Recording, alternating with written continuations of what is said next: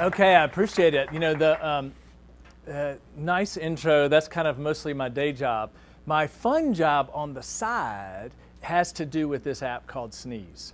So I'm a pediatrician, and I'll tell you how this came about. From my own perspective, I was seeing lots and lots of sick children one winter. This was a handful of years ago. And as you can tell by my age, I'm not clearly in the tech crowd kind of group, right? And so I kept thinking, there's got to be a way for me to know more distinctly what is going around my city. And not just in general, right? So I can pull up the CDC map and say, this is what's happening in North Carolina. But, a person doesn't live like all over North Carolina, right? You live like right here. And so I kept thinking, there's got to be a way to know what is happening in the school where this child goes. Because I got 4 kids. As you heard, they're 19 to 30. I mean, we were deep in the school system, and somebody was about always sick. I mean, the fact that I'm a pediatrician did not keep the germs away. It didn't matter. So I kept thinking, there's got to be a way to know that, because frankly, on my end, clinically speaking, especially the younger the kids are, the more it matters on, okay, what have they been around? How aggressive are we going to be? What sort of interventions are we going to do? And if you have children, or if you are still one, doing tests on little children is hard, actually. Drawing blood on them is like getting blood from a crocodile. I mean, that is a hard thing, right? You can't do that easily. And so I kept thinking, there's got to be something out there, some way to share that and know that with some specificity. And then I also knew that parents would call us all the time. My child threw up this morning. He was vomiting going around. Right, because as a parent, there they are trying to navigate. Do I call in work? Do I take them in? Do they just, eat leftover food they found in the minivan and it's fine? And my son had a sore throat last night. Is strep going around? Is it worth rearranging everything to take them in? Well, it turns out there really wasn't any sort of crowd sharing app. This was in 2012, actually. Any kind of crowd sharing app that had to do with sharing illness. And I thought, are you serious? There's nothing out there like that? There's got to be something like that. Because parents are trying to get that information. Everyone wants it, and I wanted it too. So to make a long story short, fast forward, some folks and I got together and said, well, if there's not one, then I guess we need to create one. And so this is actually Sneez right here. So it is a crowdsourced illness tracking app that in its initial phase is really focused on children. We launched essentially kind of a pilot phase in October of 2016. So I've been a pediatrician in Winston-Salem a long time. You heard lots of kids that have gone through the school system. Some of the other folks involved with the app had kids in schools, and we said, look, I think we just ought to do this in about 3 schools where we know a lot of parents and we're well connected, and let's just kind of sort of see what happens. And so that really was our grand strategic plan in the fall of 2016. And I will say, ultimately, you can see there's a lot of ways to search data on it, whether that's by school or by zip code or just other criteria that are there. Now, you might be wondering, well, who's going to benefit from this? Well, families benefit a lot because they really are the ones that want to know that information, right? What is going around where? What's in that elementary school where my child is? And at the same time, they're the ones putting the info in. So they are the source, the crowd source for that right now. Now, I will also tell you, though, there are lots of other beneficiaries from schools and administrators to public health to healthcare providers and to pharmacies and other things. And I'll tell you, healthcare providers, so don't tell anyone this, mostly healthcare providers don't actually know what's going on except with the people right in front of them. So even as a pediatrician working for many years in an office with other doctors, many times, if those other doctors on my same hallway came and went without my seeing them, I had no idea actually what they saw. It's not like there's a report at the end of the day that says, oh, this is actually what happened in our 4 walls, right? There's not a real system for that. Occasionally that happens with some reports with flu, but it's not that much. And then pharmacy and other retailers, it is so common for pharmacies to run out of Tamiflu. It's crazy. And one of the reasons is they basically don't have any real-time data source on what's going around for themselves. The data that pharmacies tend to get is point-of-sale data, which lags a lot. And so they only have kind of a rear-view mirror perspective on, gosh, I guess we should have ordered more. Well, I mean, it's too late, right? Too late to make that happen. So lots of beneficiaries. Now, how does it work? It's really easy. So it's a free app. Download it either for Google or Apple. Both of those work. And parents go on and actually just create an account. All that's confidential. It's easy. They have an email, a zip code, and their name. It's not very hard. And if people can't figure it out, there's a nice little demo to help walk them through it. Then what happens? Then folks begin to add children. And I will tell you, I'm very sensitive to having children's names floating out there on the World Wide Web, So the good news is we actually don't care what you call them. You can call them Bobo, Bobby, and Bobby, and you'd be like, fine. As long as you know the order in which they came, you're good. Or you can give them numbers. Really doesn't matter at all. And so then you're going to select the school. All this pulls from Google, so if that school has an address, it is going to be there, right? Yeah, extracurriculars. So one of the things that parent feedback gave us and informed us about was parents saying, well, you know what? My child spends 4 days a week at gymnastics, right? I actually want to know if lice and vomiting are going through there. And so we set it up so that people could actually have up to 5 extracurricular activities that they would get information on, because the kids often will spend a lot of time there. Oh, by the way, in terms of school, this will work for daycares or anything too. It's pretty much anything that has an address, right? Then accounts can also be shared. So if I create an account for my 4 kids, I can actually share that with my wife so that we don't have dual accounts, so we get the same thing. And this is particularly important because often there are multiple caregivers for children these days. Sometimes it's granny, right, who's keeping them. So that turned out to be something that people really wanted. And then in terms of an illness perspective, how does that work and how do you add that? It's actually really simple. What happens is there's a drop-down list of symptoms. So this is just common symptoms that kids have. And a symptom, in our thinking, is sort of a presenting thing like fever, cough, vomiting, rash, right? It doesn't necessarily tell you what it is, but it says here's what's showing up on the outside. So very easy for anyone to do. So you may say, oh, well, I have a sore throat. You may not know the cause of that sore throat, but you know what you got, right? And then there's the ability to actually select true illnesses. So these are more diagnoses, which you can indicate are doctor diagnosed. So that's how we set that up. Then notifications and alerts. So all of us enjoy or appreciate being able to limit the alerts that we get. Right? I don't want an alert every time Davidson scores a basket. Well, maybe I do want an alert when we were playing Kentucky because it wasn't happening enough. But most of the time, you don't want a ton of alerts. So you can actually set what alerts do you want to hear about. So, for example, one of my kids growing up had asthma, and if anybody else in his little kindergarten class had a cold, my son would start wheezing.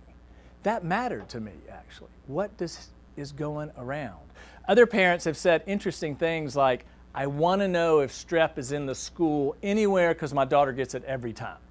And the mother sitting next to her will say, well, my kid never gets strep. In fact, none of them have ever had it. What they get is, and then they fill in the blank, vomiting. There's one person vomiting in the whole school. My kid will be number 2, right? And so people can really just say, what is it I actually am interested in? And a lot of that can change based on age, right? So if you're in high school, if you have high schoolers, you don't really care if somebody's like coughing or got a runny nose. That's not going to affect your child going to school. Then the alerts that come out are essentially anonymous alerts saying this is what has been reported. So this one just says strep throat was reported in Washington Elementary School. That's the kind of alert you would get if you were a parent participating in the app. There are different ways to actually look sort of big picture at what we would call outbreaks. So being able to zoom out and say, well, what's going on? And there are various ways to see that. One is actually with your children, so it's a little bit hard for you to see in the back of the room. But this is actually, the names of 4 children, little thermometers for symptoms and illnesses that relate to that child's school. So you can just say, that's where my child goes. Kind of, what's the temperature there? What's the weather like? This is actually more of an aerial view. These happen to be, and these are all real shots, these happen to be schools where people have entered their kids and registered the school in effect. And then the color change is based on sort of the level of the presence or prevalence of illness there. So that's another way to do it. And if you were to touch on that school, it would pop up at the bottom and say, oh, we got, 30 reports of illness. And then this is more of just a simple list, alphabetical list of what's happening in each school. Now, I'll tell you a little bit more about the bigger picture. So I mentioned in October of 2016 was when we actually sort of pushed this thing out. And it was fascinating for lots of reasons. The several schools that we knew folks and were concentrating on, we had a lot of adoption in those schools. They told their friends, and so we went from a couple hundred users to close to 1,000. The local news did a TV report, and so more people kind of just downloaded it to see what it was about. And then the national affiliate for NBC decided to run a story one day, and we had no idea that was going to happen. Now, they may not have either. The news is like, oh my gosh, let's put this here. And so we had several thousand people download it in one night, and we were like, what is going on? And actually, our system wasn't really designed to handle that all at once. So yes, that's how we figured out something was going on. And so what we learned was, wow, people are very interested in this idea, right? People actually want to know, what is where, and how can I just be better informed about that? This happens to be an aerial map of places all over the country where folks have downloaded the app. Now, a lot of this, right, with crowdsourcing, if you're the one person in Oregon, it's not that helpful, right? It's not that helpful. But what you see is that, again, people have a great affinity for the idea and the concept of that. Then this past year was our first winter season of saying, okay, we've learned some stuff from that pilot phase. Now, how do we want to do it differently? What do we need to do to change the user interface and the engagement part of it? How intentional can we be just from a marketing and advertising perspective? What does it mean to engage with schools in a very intentional way? And so, we had more people download the app, et cetera, and kind of have gone through our next season. Now, here are some of the learnings that we have had, and I want all of you to put your thinking caps on, right? I want all of your thinking caps on because I'm going to bring up all the things that were like, well, that still doesn't work right, or that isn't going well, or how do we do that? So some of the things that we notice, first of all, crowdsourcing is actually a real challenge, interestingly enough. So I'm one of those Waze users, and whenever I go read about Waze, it took them like 10 or 15 years to get a big crowd going, where all of a sudden Google noticed them and bought them for $1 billion or whatever it was. So I was like, yeah, it's actually hard. It's a funny sort of paradox. To get the crowd in, you have to have a lot of stuff happening. To have a lot of stuff happening, you have to have the crowd in. So how do you sort of get over that hurdle to say we have enough critical mass of people information? That's true for any kind of crowdsourced app, right? So that people go, wow, this is interesting. What am I going to do? So that's part of what we learned of, gosh, we got to figure out more. There's got to be more here that attracts people into it. Second thing that actually was very surprising was a lot of school systems were suspicious of it. So I would say the teacher level, most of them really wanted it. They wanted to know kind of what's happening in the school. I'm in it, I'm deep in it, right? What's happening? A lot of the administrative folks were like, well, I'm not sure. How can we know we can trust this? What if the parents aren't right about what they have? What if it creates this panic? Oh my gosh, there's flu in the school. No one's going to come. Now, what's fascinating is actually over the last 2 illness seasons, those things didn't happen, right? So there's no widespread panic of people saying, oh my gosh, there's lice, in the 3rd grade at elementary school where my kid is, so none of us are going to attend. That actually didn't happen at all. And we have ways that we know that didn't happen. And so that's a little bit of sort of a false fear there. What does happen, interestingly enough, is most of the time the issue is not people pulling their well kids out of school because someone's sick. The reality is people send their kids to school sick. And ultimately, kind of privately, the school folks will tell you that. Yeah, they just dose them up and send them, and then when it wears off at 2, we say, oh, Johnny's got 104 fever. Oh, gosh, he was fine this morning. And so that's actually the real issue, right?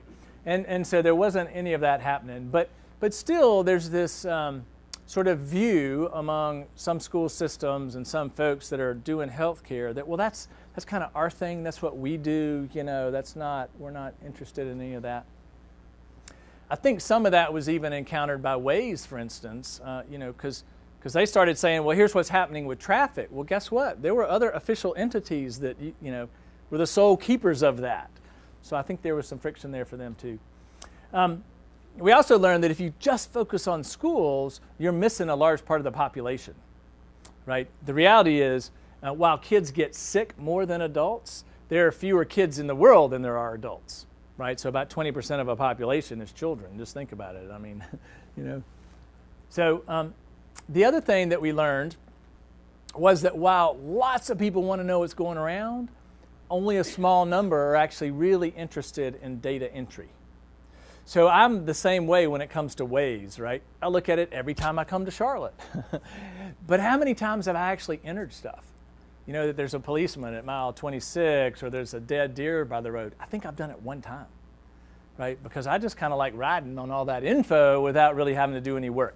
So we found the same thing is actually true in that illness arena. People want to know, lots of people check it daily, and a minority of people are actually saying, let me put this in.